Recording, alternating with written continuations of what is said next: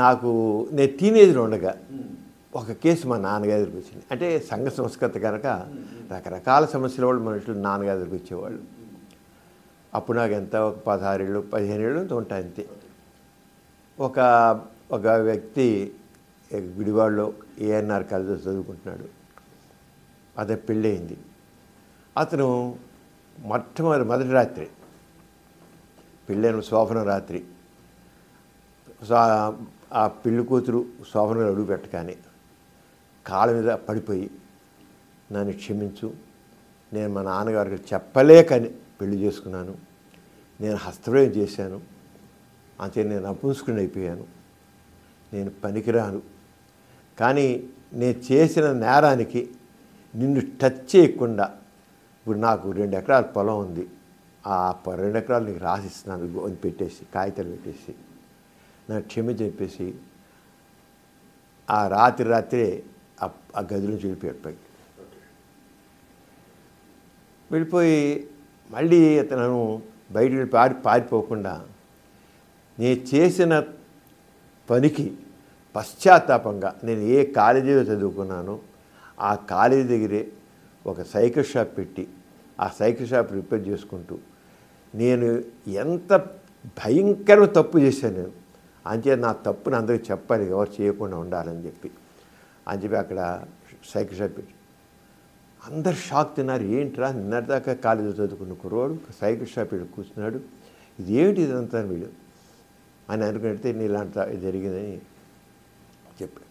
అప్పుడు కాలేజీలో లెక్చరర్స్ నువ్వు ఇలా కాదు, నువ్వు చాలా తప్పని చేశావు, గోరా గారు నా విజయవాడలో తీసుకెళ్తాను, నేను ఏదో ఒక డాక్టర్లు చూపిస్తారు అని చేత తీసుకొచ్చారు లెక్చర్స్.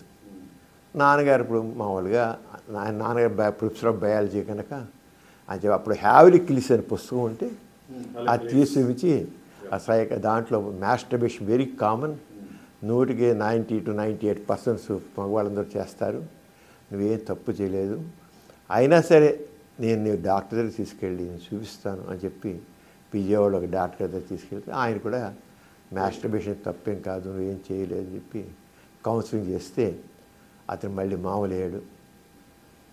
వరుసగా కొన్ని సిట్టింగ్స్తో నార్మల్ అయిపోయాడు. నాన్నగారి అప్పుడు నేను నాన్నగారి పక్కనే ఉంది ఇన్సూరెన్స్ అతను వచ్చి మాట్లాడతాడు. నా వయసు కూడా మరి అలాంటి వయసే కదా, టీనేజ్లోనూ మరి మనం కూడా అలాంటి అలవాట్లు ఉన్నవాడు అవుతాం కదా. ఇది చాలా సీరియస్ ప్రాబ్లం అన్నమాట అని అనుకున్నాను.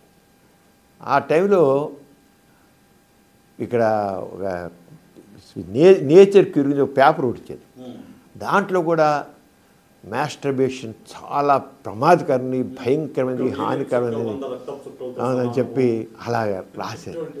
చదువుతున్న వల్ల మరి చాలా నాకు భయం వేస్తుండేది. ఈ కుర్రాడిని చూసాం, ఇక్కడ ఇలాగా ఈ రాత్రి చూసి ఏంటనుకున్నాం. సరే నేను నాన్నగారితో పాటు ఆ కేసు తగ్గ ఫాలో అయ్యేది కాదు, ఏదో దీన్ని సైంటిఫిక్గానే ఆలోచించాలి. అప్పుడు ఇంకా నేను మెడిసిన్లో అడుగు పెట్టలేదు, ఏం చేయలే. కానీ దట్ రింగ్ మై మైండ్, ఏంటిది ఎంత కామన్ అన్నారు, 80 to 88%, 90 to 98% అంటున్నారు, ఎంత కామన్ ప్రాబ్లం అని.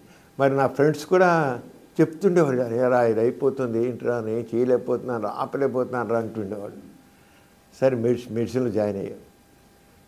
మెడిసిన్ చదువుతుంటే నేను ఫస్ట్ ఇయర్లో ఉండగా ఇంకా మాకు ఇంకా క్లినికల్ సైడ్ ఏం లేదు. అప్పుడే మా ఫ్రెండ్స్ వచ్చి వాళ్ళందరూ నా ఫ్రెండ్స్ వచ్చి మా కాలేజీలో చదువుతున్న కుర్రవాళ్ళు, ఆర్ట్స్ కాలేజీలో చదువుతున్న కుర్రవాళ్ళు వచ్చి ఏం సంబరం ఏంటి, దీనికి ఏం చెప్పాలి, ఎలా కంట్రోల్ చేత కావట్లేదని చెప్తుండేవాళ్ళు. కానీ మదర్ ఏముంటున్నప్పుడు ఇంకా జస్ట్ స్టూడెంట్స్.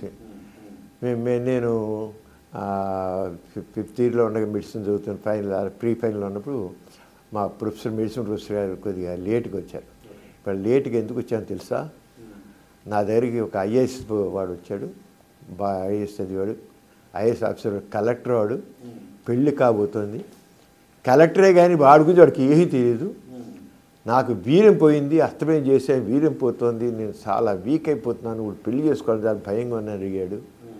ఏంటి వాడు కలెక్టర్, వాడు 37 డర్టీ సెమెన్ అన్నాడు. ఇప్పటికి నా కళ్ళ మీద అప్పుడు ఉసిరేరన్నమాట. డర్టీ సెమెన్ దానికి ఎంత ఇది అనేసి ఇవన్నీ వస్తాయి, మీరందరూ చాలా ఇలాంటివన్నీ డీల్ చేయాలి మీరు అందరూ అని అప్పుడు ఆయన చెప్పాడు.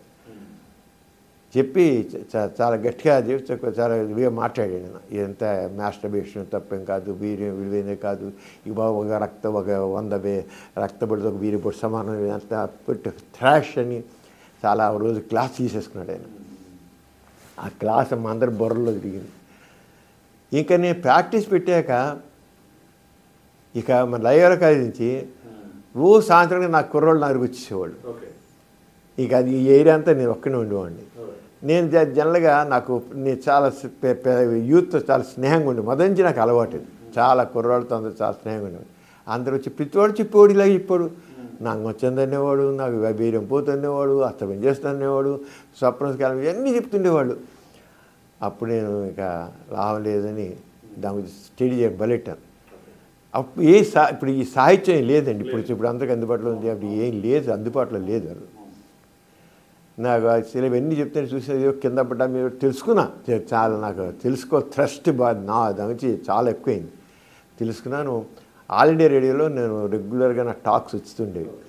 ఒక రోజున చెప్పా, ఏమండి ఇది చాలా బర్నింగ్ టాపిక్, ఇది మాస్టర్బేషన్ గురించి, వీర్యం గురించి ఓ టాపిక్ చేసి మాట్లాడదామని చెప్పి మా టాపిక్ ఇచ్చా, సెక్స్ గురించి అపోహలు అని. Tremendous response. వాళ్ళు చెప్పారు ఫస్ట్ ఎపిసోడ్ ఒక పబ్లిక్లో దాని మీద మాట్లాడండి. నేను చేసి ఏమని వాళ్ళు 1974లో 74 జూలై ఆ ప్రాంతం, జూన్ జూలై ప్రాంతంలో వచ్చి వాళ్ళు చెప్పారు, మా ఆల్ ఇండియా రేడియోకి ఏనాడు ఇన్ని ఉత్తరాలు రాలి, వారం రోజుల్లో 10,000 ఉత్తరాలు వచ్చాయి అప్రిషియేట్ చేస్తూ అని చెప్పారు వాళ్ళు. అదే టైంలో ఏనాడు పేపరు వైజాగ్లో మొదలెడుతున్నారు. అది దాదాపు అక్కడ ఈనాడు ఫస్ట్ పేపరు వైజాగ్ దాదాపు లోకల్ ఎడిషన్లా ఉండేది మొత్తం. అక్కడ రామోజీ గారు ఫోన్ చేశారు, నేను విన్నాను ఈ రేడియో టాకు, ఇది చాలా అవసరం.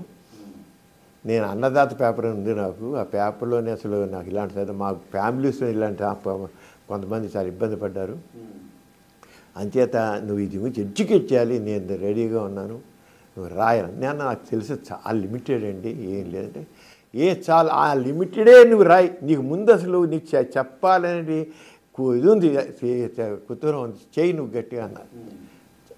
చాలా గట్టిగా ఫోర్స్ చేశాను. నేను అన్నాను, నాకు తెలిసింది చాలా కొద్ది అండి, పేపర్లో చాలా నాలెడ్జ్ ఉండాలి, నేనే ఎవరు దీంట్లో ఎక్స్పర్ట్ ఎవరు లేరు, నాకైతే కాదు కాదు చేస్తున్నారు.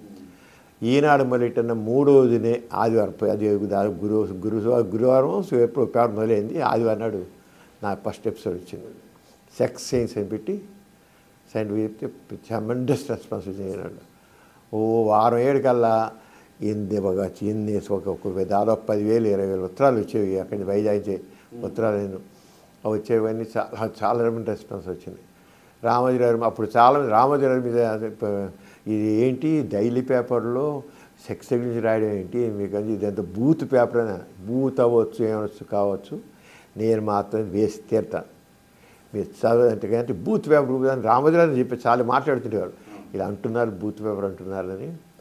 కానీ ఆయన మాత్రం చాలా గట్టిగా నిలబడ్డారు, చాలా గట్టిగా నిలబడి చాలా వేసి చాలా మొదటి 2వ సంవత్సరం వచ్చేగల 2 వారానికి 2 సార్లు ఇళ్ళు పెట్టారు, ఆదివారం బుధవారం రాయడం. ఎందుకంటే అది రెస్పాన్స్ బాగా ఎక్కువ ఉంది.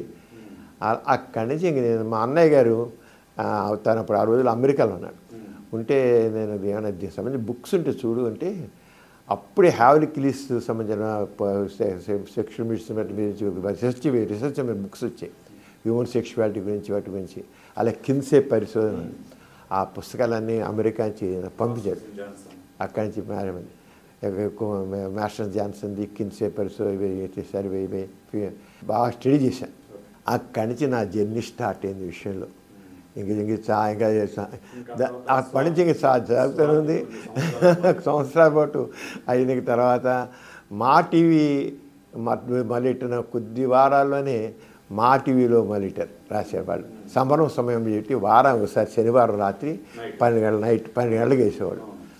12 గంటలకు వస్తే ఏం చూసేవాళ్ళు జనాలు అప్పుడు మా టీవీలో బిగినింగ్లోనే. అది చాలా అప్పుడు ఇప్పుడున్న మా టీవీలా కాదు, మామూలు ఇప్పుడు సిటీ కేబుల్లా ఉంటుంది, అలా ఉండేది మా టీవీ మళ్ళీ రోజుల్లో. అలా పెడితే నేను అదే రోజుల్లో అంటే రెస్పాన్స్ చూసాను ఉండేది.